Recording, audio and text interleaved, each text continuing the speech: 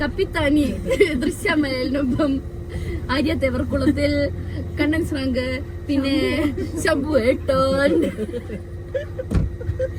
വെള്ളത്തിലൂടെയുള്ള യാത്ര എന്ന സ്വപ്നവുമായി ഞങ്ങൾ 4 പേർ ഒരു ബോട്ട് യാത്ര തുടങ്ങി. ചുവന്ന കളർ നിറത്തിലുള്ള ഒരു വണ്ടിയാണ് ഞങ്ങൾ തിരഞ്ഞെടുത്തത്. ആദ്യത്തെ സ്രാങ്ക് ഞങ്ങളുടെ ശംഭു ഏട്ടനായിരുന്നു. ഏട്ടന്റെ ഓട്ടത്തിൽ ഞങ്ങളെല്ലാവരും ഞെട്ടി.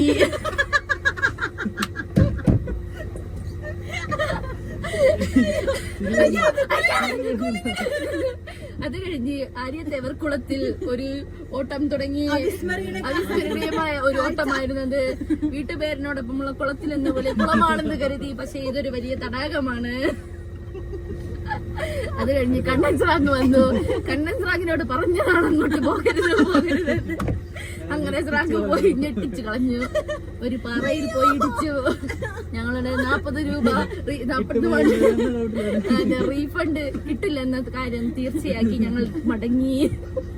അങ്ങനെ ദൃശ്യമലയിൽ ആ ദൗത്യം ഏറ്റെടുത്തിരിക്കുകയാണ്.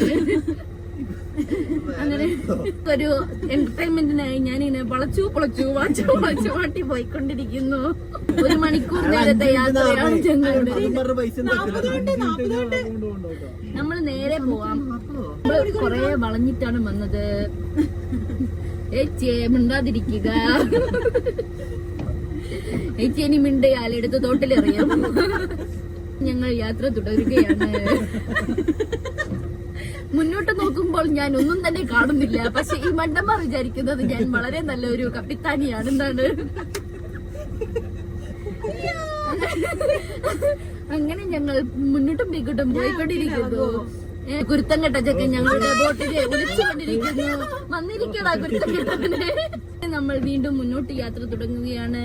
തുടർന്നുകൊണ്ടേയിരിക്കുകയാണ്. പല പല കാഴ്ചകൾ കാണാൻ പറ്റുന്നുണ്ട്. ഉച്ചസ്ഥായി ഭാവമുള്ള വലിയ വലിയ കെട്ടിടങ്ങൾ ഞങ്ങൾക്ക് ഇവിടുന്ന് കാണാം.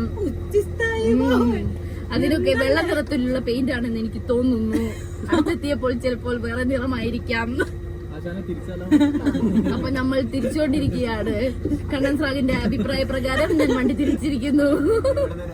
നേരെ ഓടിച്ചാലും വട്ടത്തിലാവുന്നത് കൊണ്ട് ഞാൻ ആ ദൗത്യം അങ്ങോട്ട് ഉപേക്ഷിച്ചിരിക്കുന്നു. അതാ പിന്നെയും പോണ. നമ്മളെ ഏടുന്നാടി വന്നത് കണ്ടിടിച്ചോ? എനിക്ക് തോന്നുന്നത് ആ നീളമുള്ള കൈകൾ കൊണ്ട് ഇവിടെ നിന്ന് വൈപ്പറാവാൻ പറ്റുമോ? ഞാൻ ഡയറക്ഷൻ തരാം. അതെയാ പിടിക്കുക. ഫ്രാങ്ക് പറയുന്നത് കേൾക്കണം.